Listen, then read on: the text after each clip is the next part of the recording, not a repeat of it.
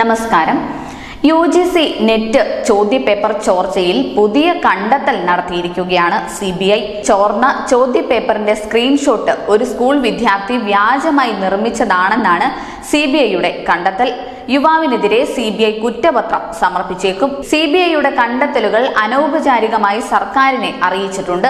Junior research fellowship, assistant professor നിയമനം, Indian സർവകലാശാലകളിലും കോളേജുകളിലും PhD പ്രവേശനം എന്നിവയ്ക്കുള്ള യോഗ്യത നിർണ്ണയിക്കുന്ന പരീക്ഷയിൽ 11 ലക്ഷത്തിലധികം ഉദ്യോഗാർത്ഥികളാണ് രജിസ്റ്റർ ചെയ്തിട്ടുള്ളത്.